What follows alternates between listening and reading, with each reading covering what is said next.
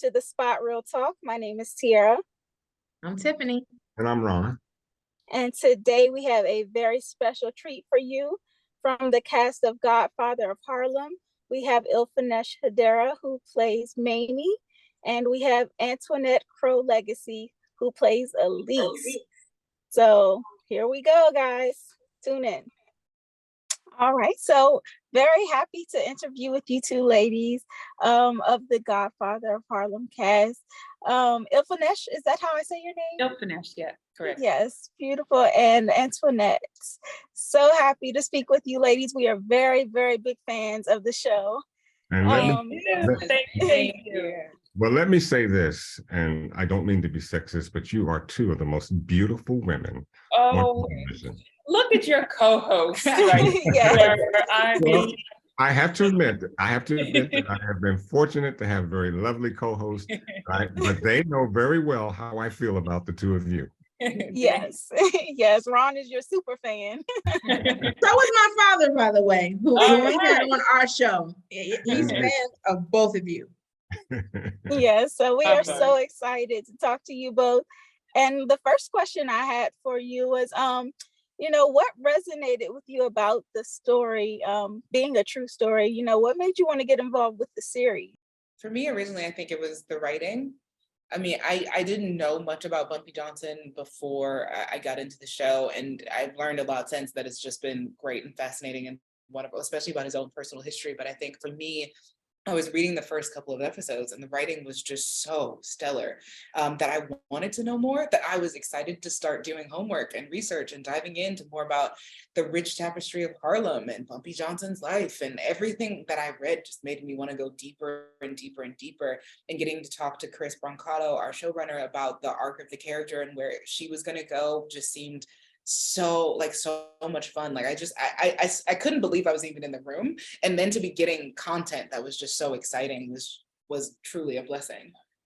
Yeah, I mean, I knew pretty much from the second we got the audition material. You know, I was in Vermont with my mom and my dad at our favorite craft beer brewery, and I get this email, audition for Godfather of Harlem. So my interest is piqued because I'm from Harlem. I'm like, well, what is this all about? And I read the audition material and it's 2 scenes or something like that. But I'm like, oh, wait a second. Like, audition scenes don't come along that are like this. Usually you get some dummy sides or whatever, and they're kind of subpar writing. They're fine. So I'm reading that and I think, well, what does this script look like? And they'd actually attach the pilot episode of the show. And when something comes into your life that's different from the rest. I get good material, come my way, but this was like, oh, this is special and this doesn't happen all the time. So I knew from that pilot episode what we had in our hands. And you try not to get too excited about something like that, because the thought of losing it, you feel like I'm going to lose the best opportunity of my life, even though other things come along. But I think season 1, midway through, when people were kind of starting to watch it, I had so many colleagues reach out to me and say, like, guys have been in the business for a long time, like, good going, kid, like this, savor this, cherish this, because stuff doesn't come along like this. And I think we're all operating in this world knowing that there is a lot of TV out there, but there's a lot of bad TV out there. And we have gold in our hands. So, and then Forrest is attached, and Chris Brancato, who created Narcos, and all of it, Giancarlo Esposito. So it's like this perfect storm of material. Sorry, I've rambled, but you get excited when you get hands on something like this, because you have this idea that maybe you'll be able to do what you're meant to do as an artist, It's real. Yeah, I think we've echoed a lot of those same sentiments. We've always talked about how solid the show is in terms of the writing and the casting. It's just like spot on. Yes, it's amazing. It takes place in Harlem, and I'm like, oh my God, come on, let's go. Please. Yes, it's an amazing show. And we had Chris Brancato on our show as well. And we had a great discussion with him. My question for you, like, I know Mamie is a devoted wife to Bumpy. I love their relationship and how she is so committed to him, but I'm also So proud of the evolution of the relationship between Mamie and Elise. So I wanted you guys to talk about the evolution of your relationship on the show since season 1. I mean, when we begin, right, it seems like these two women have nothing in common. They have no common ground. Even their common ground is the thing that divides them. Margaret, their love of this child, could be the thing that brings them together, but instead, season 1, it's the thing that's totally driven them apart. And you know, bit by bit, it's kind of a slow burn. It's, you know, they're not just wrapping their arms around one another. You know, that's not real life. By the time we get to season 3, I think they kind of turn to each other like the only people they can really confide in. As much as Bumpy confides in Mayme, and Mayme confides in him in some ways, but she does a lot of the listening in the relationship, you know, and that's no disrespect to him. He's a beautiful husband. But is she going to Lillian, you know, the wife of the judge who she's trying to impress and kind of win over, to talk about her marital problems and her hopes and dreams and desires that have not been met? No, she's turning now to her friend, her family. They become family. And I think Mamie at least really leans on her this season, and even a bit last season, as a source of comfort, you know, and guidance as well. Yeah, and I think in all the ways that you talked about, the things that, like Margaret being the thing that divided them, I think Bumpy is the thing that divides them. I think their desire to sort of be like the woman of a house divides them. I think there's all these things that takes them and makes them want to separate from each other, but ends up being the reason that they relate to each other, because they're all dealing with the same thing. They're dealing with this gangster who they can't talk about. You can't go out on the street and like have a conversation about it, but we know exactly what's happening. We know the inner workings. We know what's moving around. We know where the bodies are buried. So yeah, we are the only people, we are the only ones we can relate to. And I think we slowly start to figure that out. And as things get more dangerous, I think especially in this season, you see how dangerous it gets for Bumpy, how dangerous it gets for Malcolm.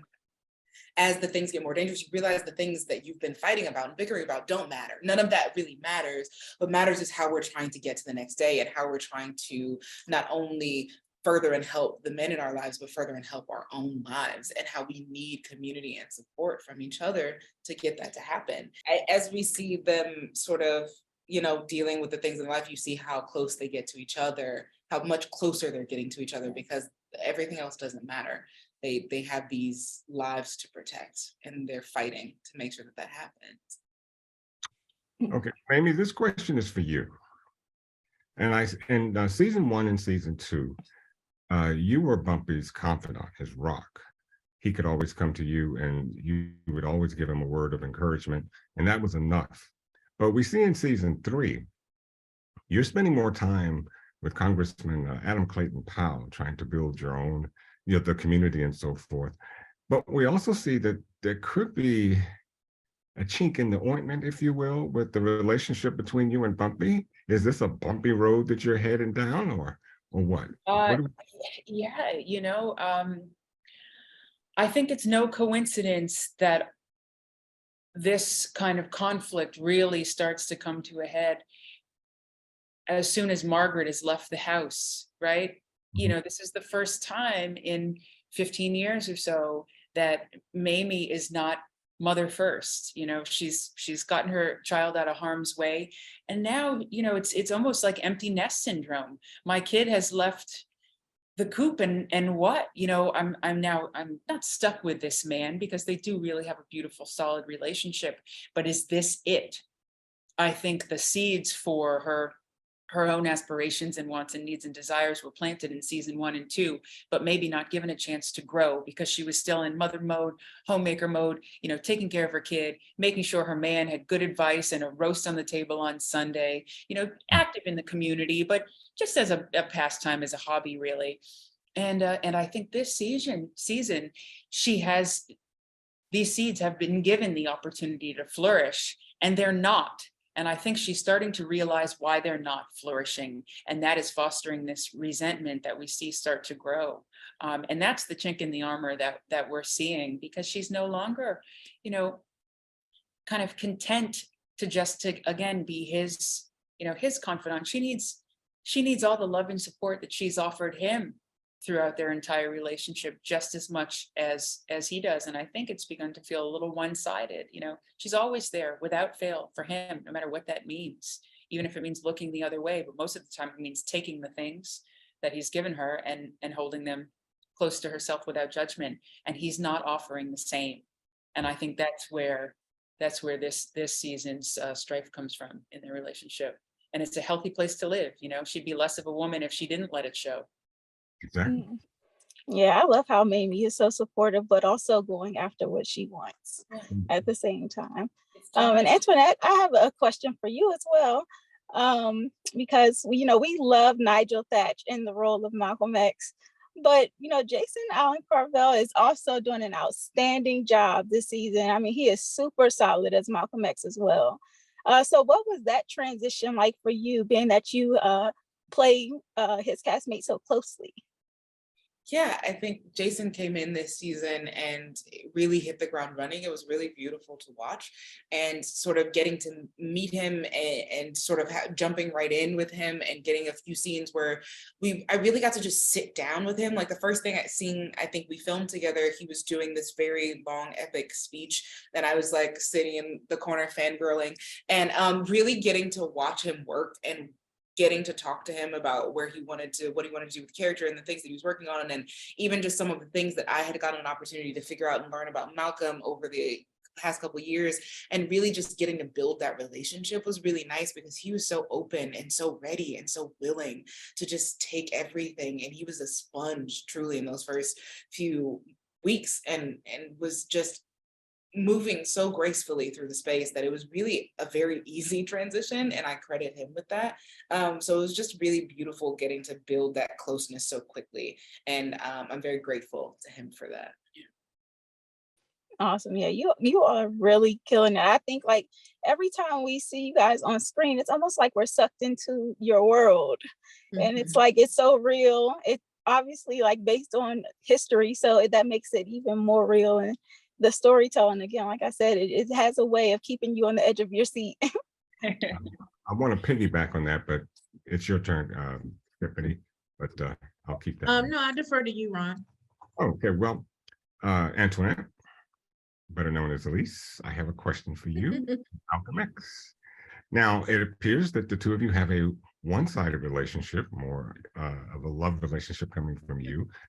But with this season, there seems to be a little more to it than that. It's just that emotional relationship. Now, we know Malcolm X is who he is and what he believes in, but the eyes are the windows of the soul. And I see a lot coming from Malcolm, as I do with you. So can you expound on that a bit?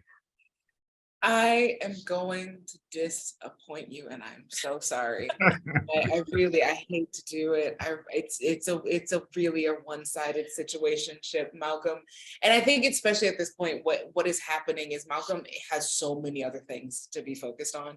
There is just so much on his mind. There's so much on his plate. There's so much that he's doing. And I think you really see that he cares for Elise. And I think that care is really what pulled Elise out of her addiction. It's what pulled her through the nation. It's that care, that someone was willing to care for her. And I think for a lot of Black people, and especially Black women, being cared for is a strange thing and a very powerful thing when someone is willing to take care of you. And I don't think she had experienced that to that point.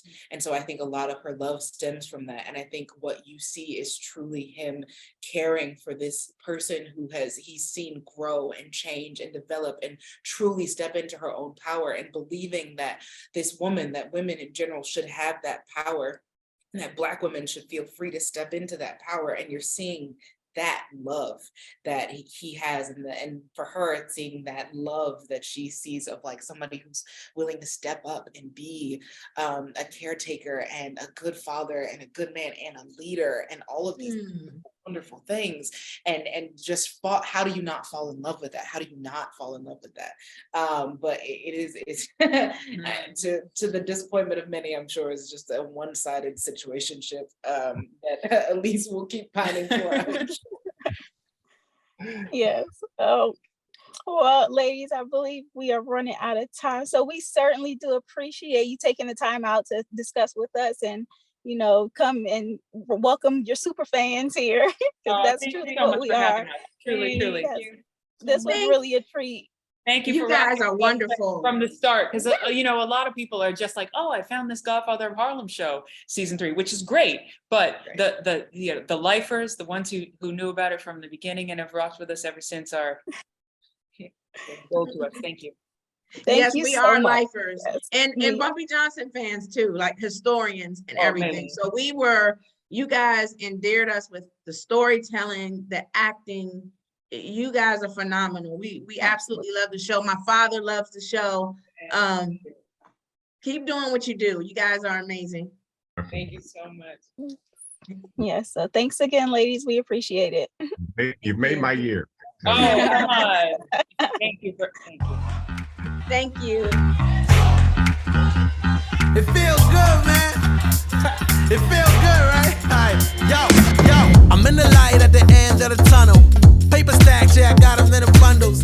Harry Potter breaking bread with the muggles. They said I wouldn't make it, now they looking puzzled. They said I wouldn't